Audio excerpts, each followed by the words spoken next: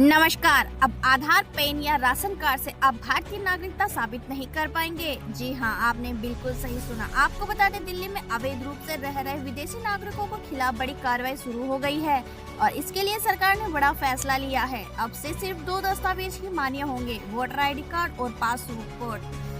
बाकी सभी दस्तावेज जैसे आधार कार्ड, पैन कार्ड या राशन कार्ड नागरिकता का सबूत नहीं माने जाएंगे। यह फैसला इसलिए लिया गया क्योंकि कुछ महीनों में दिल्ली पुलिस को ये देखने को मिला है कि बांग्लादेशी और रोहिंग्या घुसपैठिया नकली दस्तावेज के सहारे भारतीय बनने की कोशिश कर रहे थे। अब पुलिस और खुफिया एजेंसी को सख्त निर्देश दिए गए हैं। संदिग्ध विदेशी नागरिक की पहचान करो और कार्रवाई तेजी से करो। खास ये बात है कि अब तक 400 से ज्यादा पाकिस्तानी नागरिकों को भारत में वापस भेजा जा चुका है। वहीं हिंदू शरणार्थियों को लॉन्ग टर्म वीजा के तहत कुछ राहत दी गई है। 100 और 200 रुपए के नोटों पर RBI ने निकाले नए आदेश। जी हां, आपने बिल्कुल सही। आपको बता दें, भारतीय रिजर्व बैंक ने एक नया सर्कुलर जारी किया है। इसके तहत अब बैंकों और वाइट लेवल ATM ऑपरेटर को यह सुनिश्चित करना होगा कि उनके ATM से 100 और 200 रुपए के नोट भी निकले। RBI का कहना है कि आम जनता को छोटे और नोट आसानी से मिले, इसके लिए ये फैसला लिया गया है। सभी ATM में यह व्यवस्था धीरे धीरे लागू करनी होगी।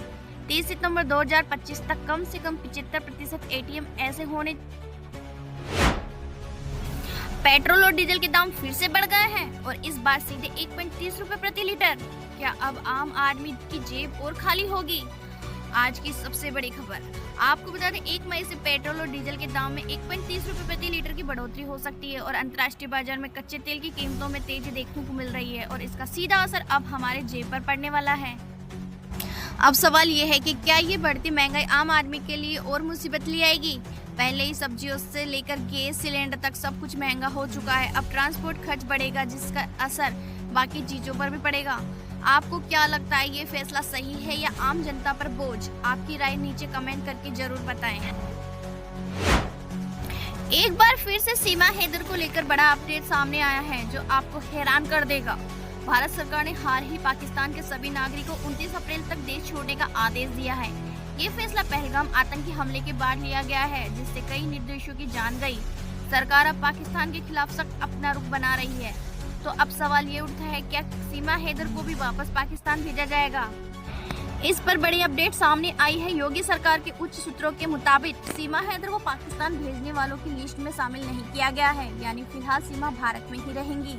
आपको याद दिला दें, साल 2023 में सीमा हैदर नेपाल के रास्ते अवैध तरीके से भारत आई थी और भारतीय युवक सचिन मीना से शादी कर ली थी।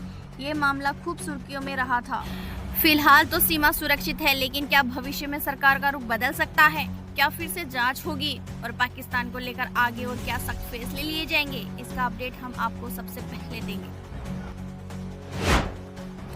न्यायमूर्ति भूषण रामकृष्ण गवई भारत के 52वें मुख्य न्यायाधीश यानी CJI बनने जा रहे हैं। आपको बता दें, राष्ट्रपति द्रौपदी मुर्मू ने उनकी नियुक्ति को मंजूरी दे दी है।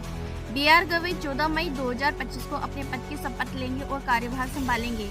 इस बात की जानकारी कानून और न्याय मंत्री अर्जुन राम मेघवाल ने सोशल मीडिया प्लेटफॉर्म X पर दी। उन्होंने कहा कि यह नियुक्ति भारत के संविधान के निहित प्रावधानों के तहत की गई है। फिलहाल न्यायमूर्ति गवई